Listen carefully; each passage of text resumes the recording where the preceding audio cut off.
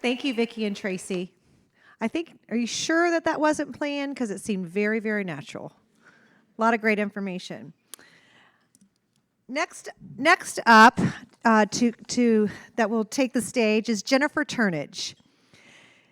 As a chief financial officer and entrepreneur, Jennifer helps entrepreneurs start and grow businesses. She served as the full-time and fractional CFO of numerous investor and private equity-backed companies with 5 liquidity events. Jennifer's other executive roles include co-founder and CEO of My Beehive, vice president and general manager of International of Channel Advisor, and founder and managing partner of Tech CXO RTP. Jennifer is currently a member of the board of advisors of Marshallton Research Laboratories and Excel Ventures. She also serves as a member of the executive committee and the chair of the screening committee for Excel Ventures, an early-stage fund of women founders, executives, and investors who provide debt financing to support the ideas, products, and services of women. Jennifer, welcome to the stage.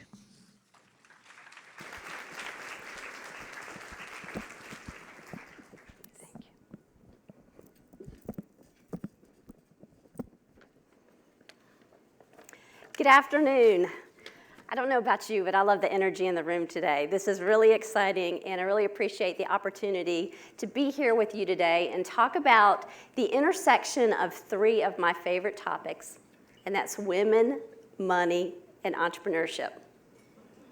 And so we're in a room here with entrepreneurs and executives and leaders. Some of you may be experienced financial investors or even investment advisors. But I imagine that some of you got a little uncomfortable when I said the word money. You said, oh, she's going there. That's okay. Maybe you are uncomfortable because you were brought up to say you don't talk about money.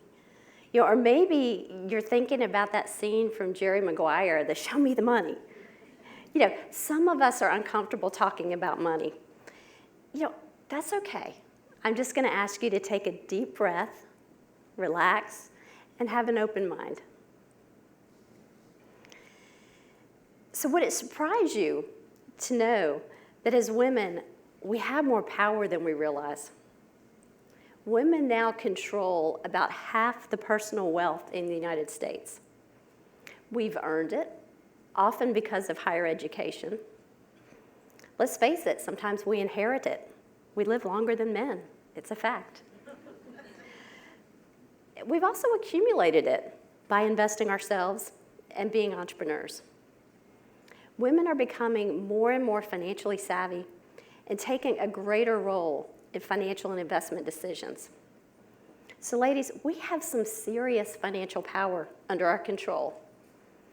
But at the same time, we must acknowledge that much of the wealth controlled by women in our country is controlled by white women, and there's a growing wealth gap between the rich and the poor. A lot of work remains to be done, but I believe we're up to the challenge. All women should consider our ability to control significant wealth an opportunity and a responsibility that our ancestors and women that have come before us could only dream about. It's a privilege denied to women in other parts of the world even today. So don't let this opportunity pass you by. Commit to being a lifelong learner to gain confidence and manage your money and investing. So now I'm going to come back to that idea of having an open mind about what investing means. Think outside the box and go beyond the monetary side of investing and traditional definition of assets. Imagine using the assets that you control to support the things that you want to see in the world.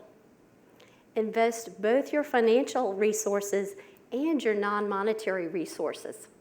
So things like time, relationships, and social capital in ways that are consistent with your values and goals. So put your assets to use to support the change that you want to see in the world and support organizations with similar values to achieve your goals. So for example, if you value education, then invest in the education of yourself and others. If you value sustainability, then invest in organizations that share that value. If you value wellness, invest in healthy food and fitness. If you want to retire early, save more than you spend. And if you want to become a philanthropist, give more of your time, talents, and money. So in other words, direct your assets to the areas you value and in support of your goals. So personally, I'm on a mission to empower women to achieve financial independence through entrepreneurship. This is where I direct my financial and non-financial assets. But not everyone wants to be an entrepreneur. Not everyone's cut out to be one. That's okay. However, everyone can invest in entrepreneurship if you just open your mind about what investing really means.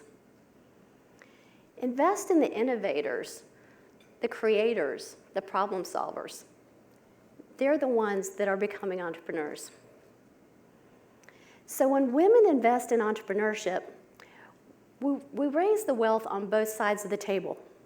So wealth is created from the income and the valuation of the entrepreneurial venture itself, but then also the financial return to the investor. So both the investor and the entrepreneur benefit financially. So I think of that really as the best of both worlds. It's women investing in women to build both wealth, support changes, and accelerate closing that wealth gap. Again, it's a win for both the investor and the entrepreneur. And entrepreneurship offers unique ways to build wealth. At the beginning of a business, there's income and there's profits. Over time, there may be more passive income. The business may start to expand and employ more people. And then additional value can come from the net worth and the intangible value of the business, which can be sold or passed on to future generations. So don't underestimate the opportunity of entrepreneurship. So to put these words into action, I'm going to share 10 ways you can invest in entrepreneurship starting today. The first 5 ideas don't even require any money. So my challenge is, will you commit to try at least one of them? So number 1 is friendship. Being an entrepreneur is lonely. Reach out to your friends who are entrepreneurs to support them. Spend time with them. Be a good listener. And if you don't have friends who are entrepreneurs, go find some. We provide pretty good entertainment. Number 2 is social media. Comment, share, and like posts by entrepreneurs. Or better yet, create your own posts and tag the entrepreneur or the small business. Help spread the word about their business and the problems that they can solve. Number 3 is recommendations. Tell your friends and share news about entrepreneurs with your network. Leave positive reviews about the businesses, the products, or the services. But if you have a bad experience, let the entrepreneurs know so maybe they can fix your problem and maybe even delight you in a way you never imagined. Number 4 is banking. We don't think about it a lot. We have some great sponsors here today. But your bank deposits are really converted into loans to other people and to other businesses. So does your bank make loans to the people and the entrepreneurs in the communities that you want to support? If you don't know, ask the question. Number 5, make referrals and introductions. Refer great service providers, suppliers, qualified job candidates, and interns to entrepreneurs. Introduce media contacts, bankers, investors, and other people who may be able to support the entrepreneur in their business. So let's pause here for a second, because I've brought up 5 ideas for investing in entrepreneurs that are not financial. They don't cost you any money. And I'll just ask you to commit to maybe doing one of those things today, maybe even before you leave this event today. But now I'm going to step it up a level and talk about using your money to support entrepreneurs.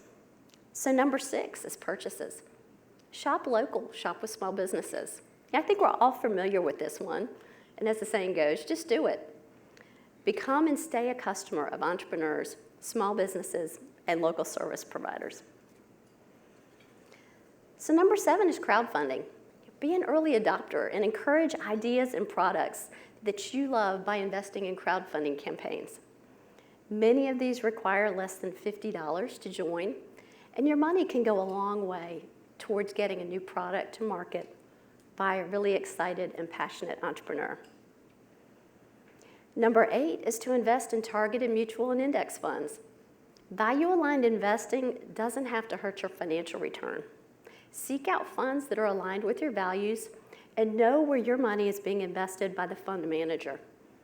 Some funds invest in products for women or female founders or other demographic groups. Find and invest in funds that are aligned with your values and interests. You may even find that you have these type of options within your company's 401k plan or within your IRA.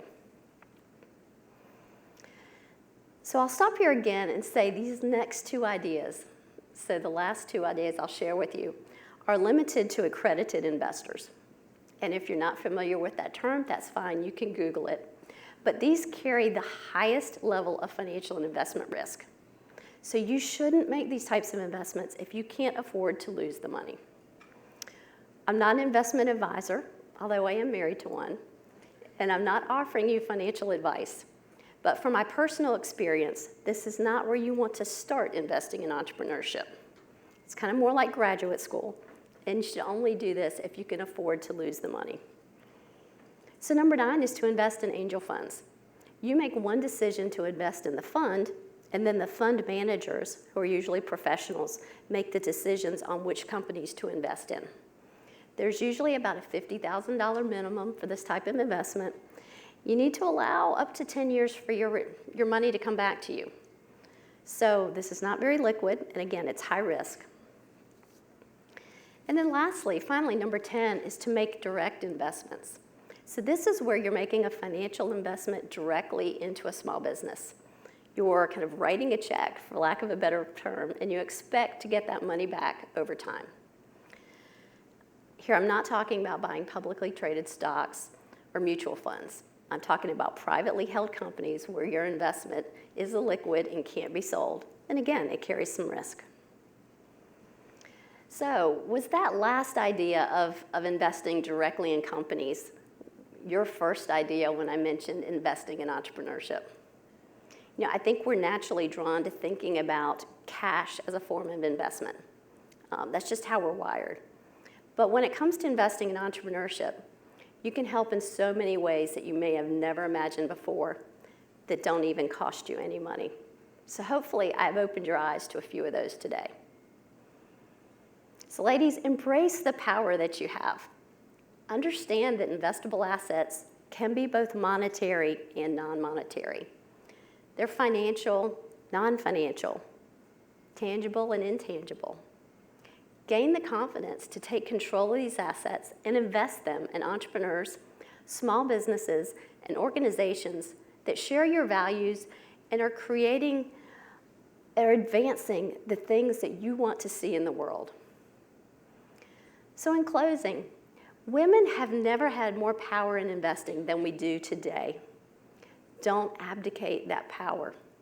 Seize control, be deliberate, be intentional, and you'll find that you're supporting the change that you want to see in the world. Take your seat at the table and invest in entrepreneurship to increase the wealth of all women and help close the wealth gap. Thank you.